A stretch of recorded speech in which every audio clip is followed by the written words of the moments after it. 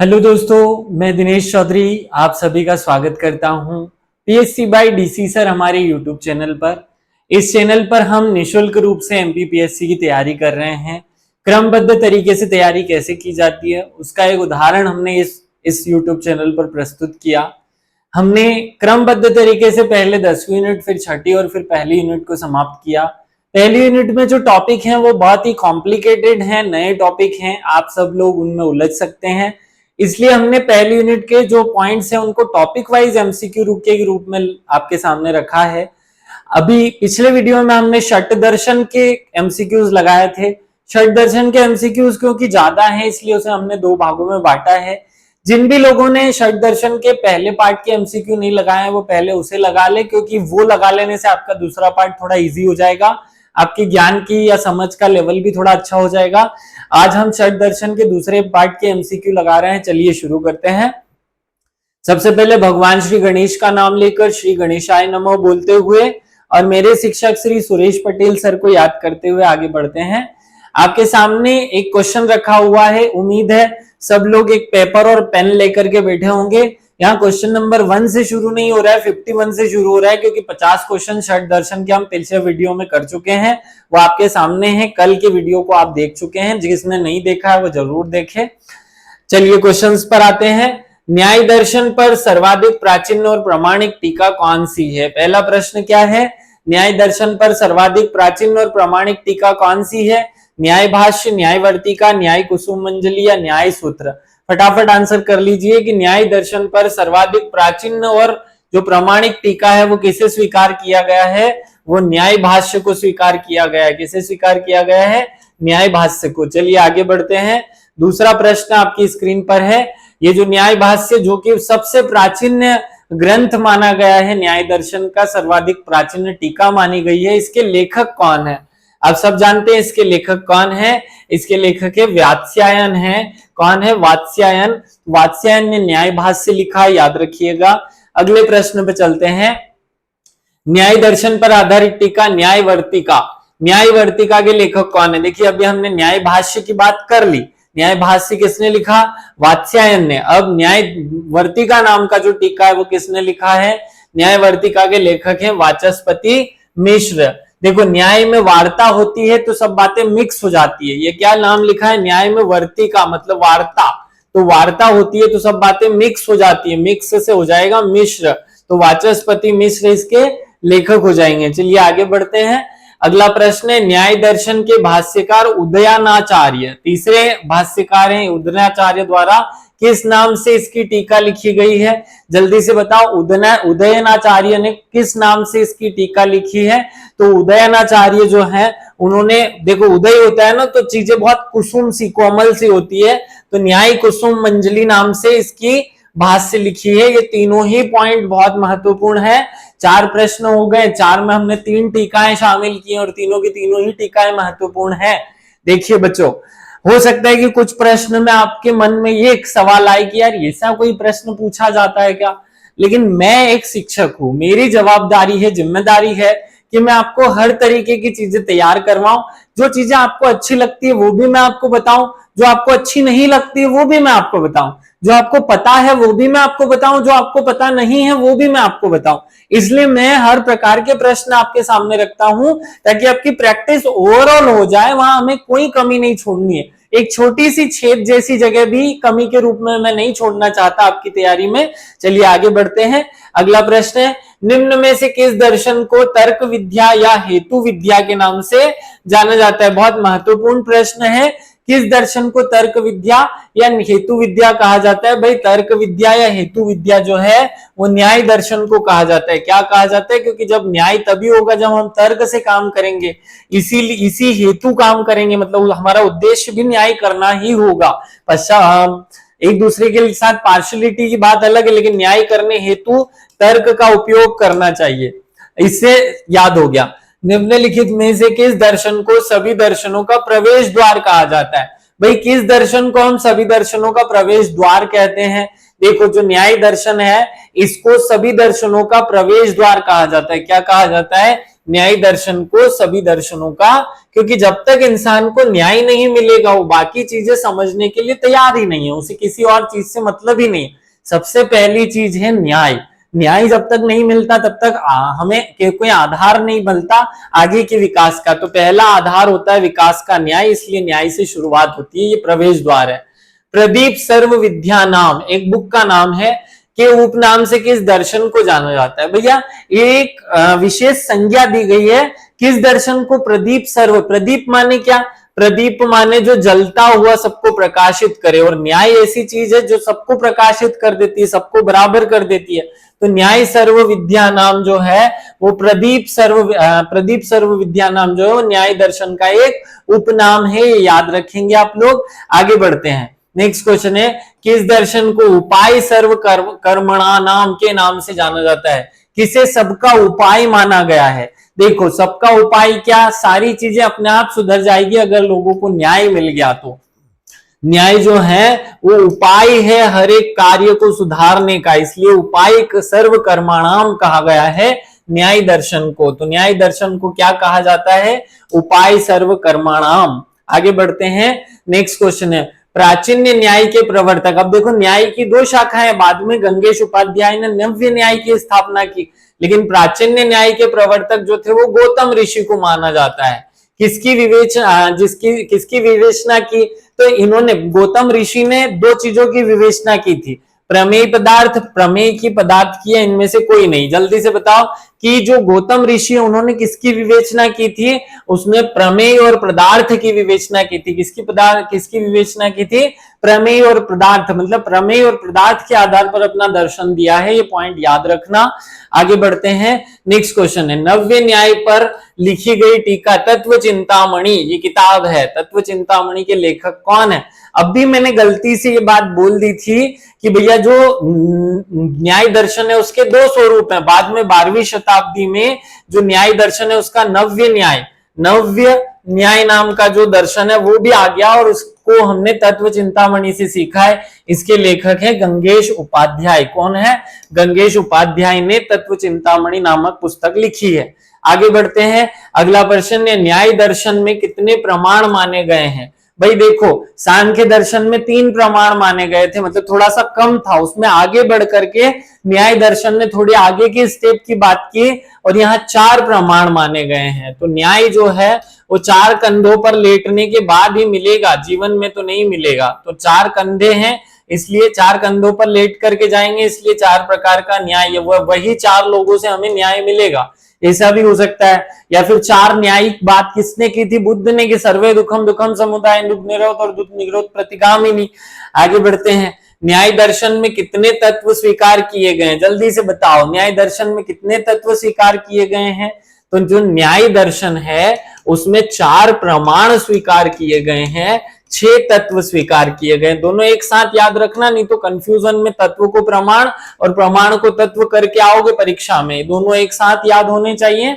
न्याय दर्शन में 6 तत्व स्वीकार किए गए हैं, और इसी में 7वां तत्व जब जुड़ा तो फिर एक नया दर्शन बना है, वो आगे की बात करेंगे। न्याय तत्व मीमांसा में कितने पदार्थ शामिल किए गए हैं? तो अब पदार्थ एक अलग प्रश्न है, तत्व की बात होती तो तत्व 6 थे, पदार्थ कितने हो गए? तो पदार्थ में एक और लग गया, तो 6 का 1 16 हो गया।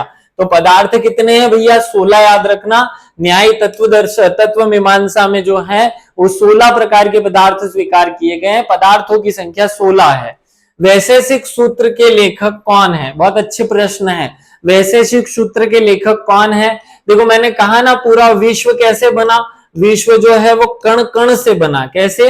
कण कण से। तो इसीलिए ये किसने बनाया? कणाद ने बनाया। तो वैशेषिक दर्शन के प्रवर्तक कौन है? महर्षि कणाद हैं। कौन है? महर्षि कणाद। चलिए आगे बढ़ते हैं, नेक्स्ट क्वेश्चन है वैशेषिक सूत्र का अध्ययन का अन्य नाम क्या है? वैशेषिक सूत्र को किस उपनाम से जाना जाता है? इसे 10 लक्षणी के उपनाम से जाना जाता है। किस उपनाम से? 10 लक्षणी के उपनाम से जाना जाता है। याद रखना, 10 लक्षणी महत्वपूर्ण पॉइंट है। औलिक्य और पाशुपत। पाशुपत ये पिछली बार पूछ लिया था हमने पिछले वाले टेस्ट में। तो औलिक्य और पाशुपत के नाम से किस दर्शन को जाना जाता है? देखो पशुपति किसे कहते हैं? पशुपति कहते हैं शंकर भगवान को, और शंकर भगवान शिवलिंग के रूप में, जो शंकर है वो शिव के रूप में, शिवलिंग के रूप में पूजे जाते हैं। तो शिवलिंग जो है, ये जो शिवलिंग है ये कण से बना है, और कणाद ने क्या दिया, वैशेषिक दर्शन। तो वैशेषिक दर्शन को के ही उपनाम होंगे क्या, औलिक्य और पाशुपत्य। तो याद रखना, औलिक्य और पाशुपत्य जो है वो वैशेषिक दर्शन के उपनाम है। आगे बढ़ते हैं, नेक्स्ट क्वेश्चन पे आते हैं। सातवें विशेष नामक पदार्थ को शामिल करने के लिए कारण किस दर्शन का नाम क्या पड़ा, योग दर्शन पड़ा, न्याय दर्शन पड़ा, वैशेषिक दर्शन पड़ा है, वेदांत दर्शन पड़ा। प्रश्न समझ लो पहले। जो न्याय दर्शन था उसमें 6 बातें स्वीकार की गई थी, 6 पदार्थ स्वीकार, 6 बातों को आधार माना गया था। उसमें एक 7वां पॉइंट और जोड़ लेने के कारण एक नया दर्शन बन गया, और वो दर्शन था विशेष पदार्थ के कारण वैशेषिक दर्शन। याद रखना, वैशेषिक दर्शन में कितने पदार्थ स्वीकार किए गए, 7। तो वैशेषिक दर्शन आपका आंसर हो जाएगा। आगे बढ़ते हैं, वैशेषिक दर्शन के आधार पर आधारित प्रशस्ति भाष्य के लेखक कौन है। भैया जो वैशेषिक दर्शन है उसका मूल ग्रंथ है प्रशस्ति भाष्य।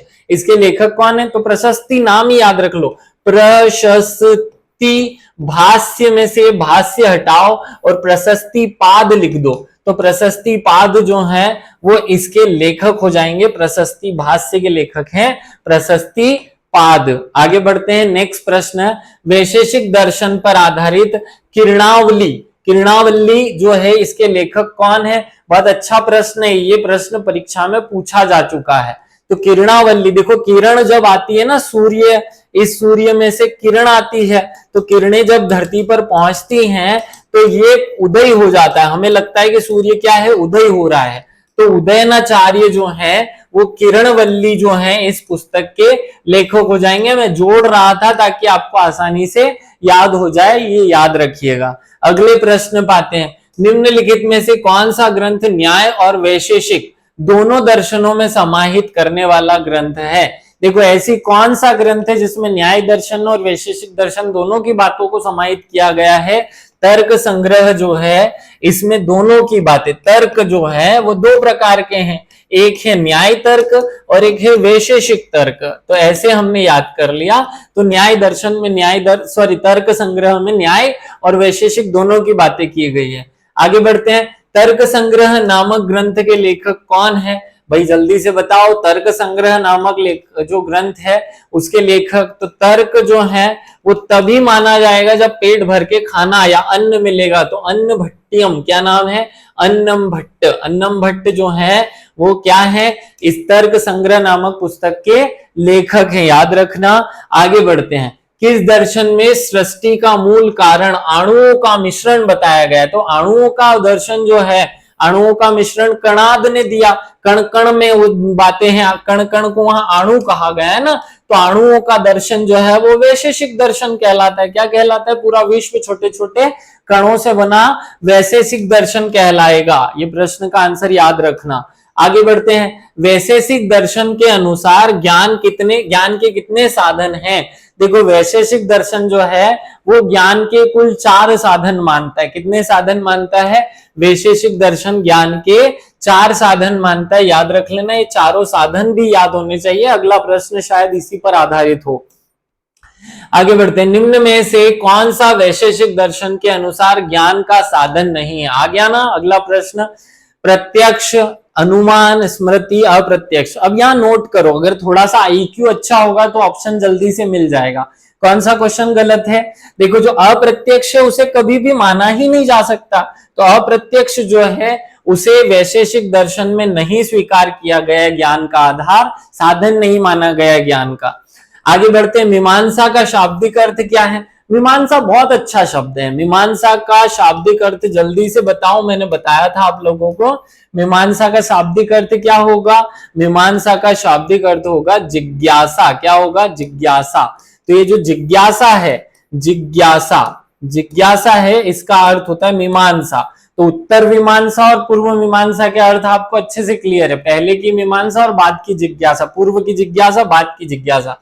तो इसका अर्थ है जिज्ञासा। क्या होगा, जिज्ञासा। जिज्ञासु तो व्यक्ति हो गया, जिजीविषा भी हो गई, ज्ञान भी हो गया, लेकिन आपको जिज्ञासा आंसर करना है। चलिए आगे बढ़ते हैं। मीमांसा दर्शन का मुख्य विषय क्या है? भैया क्या है मुख्य विषय मीमांसा दर्शन का? तो जिज्ञासा जो है वो कब शांत होती है? जिज्ञासा जो है वो धर्म से शांत होती है। किससे शांत होती है? धर्म से। तो इसका मूल विषय वस्तु क्या हो जाएगी? धर्म हो जाएगी। याद रखना, इसकी मूल विषय वस्तु धर्म है। आगे बढ़ते हैं। किस दर्शन का उदय वेदों के तात्विक ज्ञान, वेदों के तात्विक ज्ञान प्राप्त उसी की जिज्ञासा से हुआ। वेदों के तात्विक ज्ञान से क्या बना?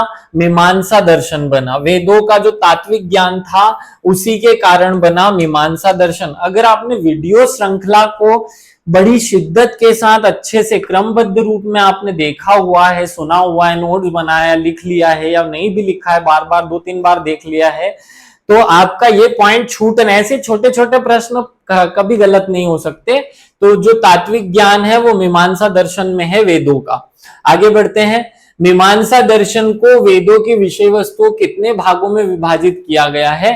तो मीमांसा दर्शन के आधार पर जो वेदों की मूल विषय वस्तु है उसे दो भागों में बांटा जाता है। पूर्व के वेद या वेद पूर्व और पाश्चात्य, इस फॉर्मेट में बांटा जाता है। बहुत ज्यादा अंदर नहीं घुसना है। आगे बढ़ते हैं। पूर्व मीमांसा में वेदों के किस भाग का वर्णन मिलता है? तो पूर्व मीमांसा जो है उसमें वेदों के पूर्व भाग का वर्णन मिलेगा। किस भाग का वर्णन मिलेगा भैया? पूर्व भाग का। और उत्तर मीमांसा में वेदों के पाश्चात्य भाग का वर्णन मिलेगा। सिंपल है। पूर्व मीमांसा का नाम ही तो पूर्व इसलिए रखा कि उसमें वेदों के पूर्व भाग का, वेदों के पूर्व भाग का, वेदों के पहले वाले भाग का, आगे वाले हिस्से का, या आगे वाले हिस्से का जो है, या आगे की जो बातें हैं उनका मूल भाव मिलता है। वेदों से संबंधित संहिता, ब्राह्मण, अरण्यक के दार्शनिक तत्वों का वर्णन किस दर्शन में मिलता है? भैया किस दर्शन में वेदों के जो पीछे वाले हिस्से हैं उनका वर्णन मिलेगा?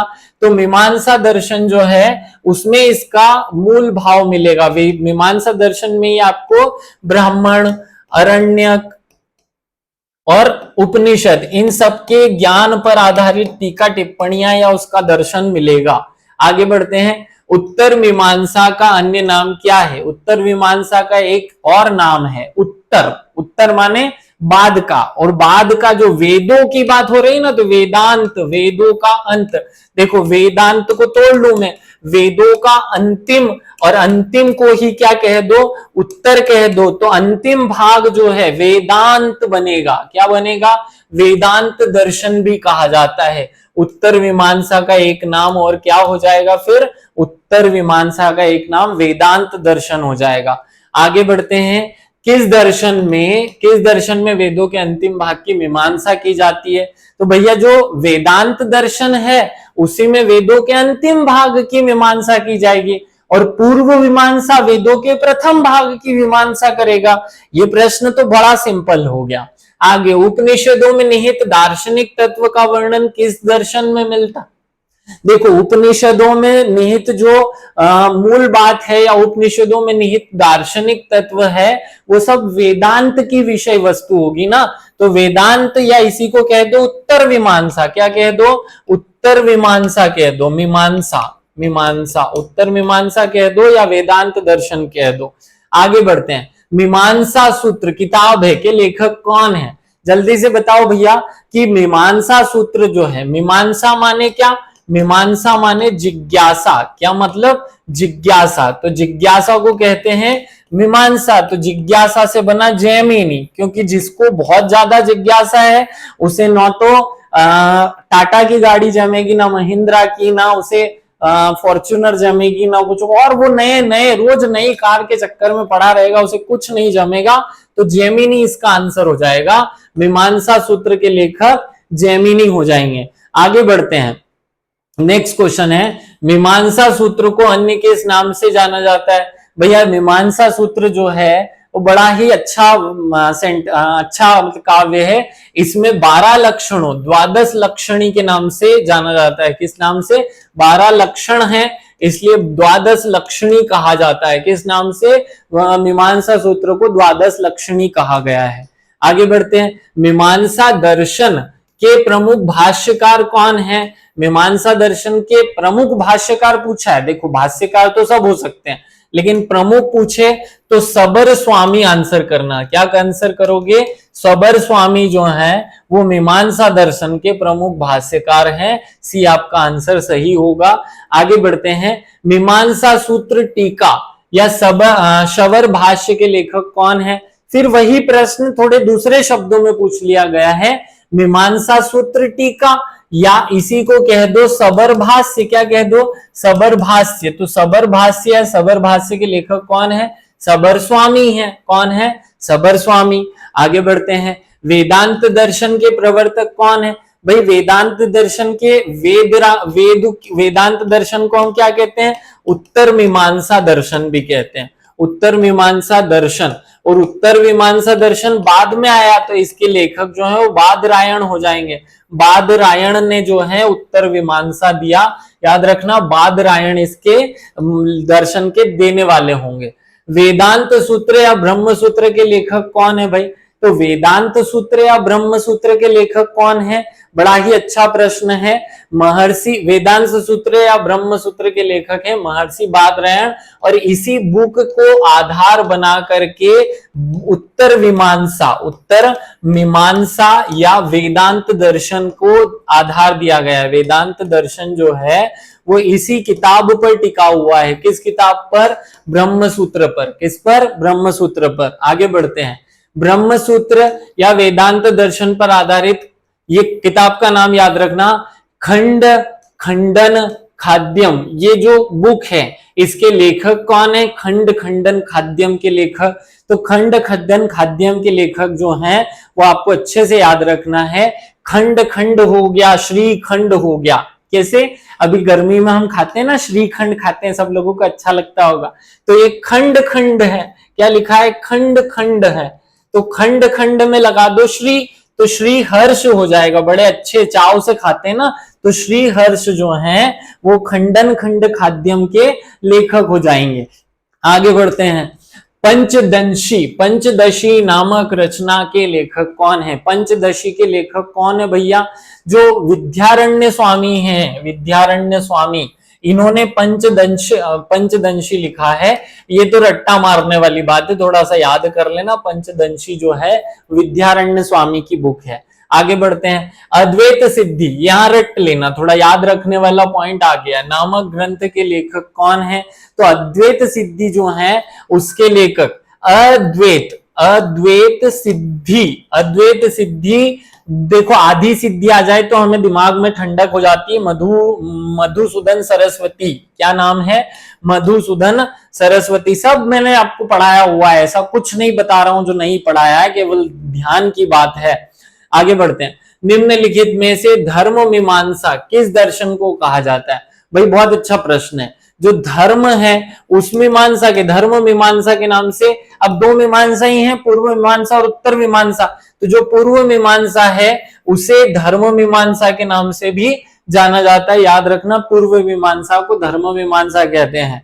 अगला प्रश्न, निम्नलिखित में से किसे ब्रह्म मीमांसा कहा जाता है? तो देखो पूर्व मीमांसा जो है उसे, पूर्व मीमांसा को हम धर्म मीमांसा कहते हैं।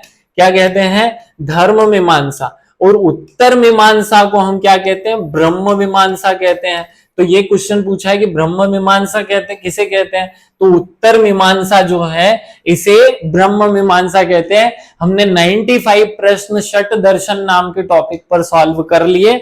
अब मुझे उम्मीद है कि एक भी ऐसा प्रश्न एग्जामिनर नहीं बना सकता जो मेरे बच्चों को मैंने नहीं पढ़ाया हूं, मैंने एमसीक्यू के रूप में उनको सॉल्व नहीं कराया, उनके दिमाग के जो बिगड़ापन है, जो स्थितियां गड़बड़ थी उसे नहीं सुधारा हो।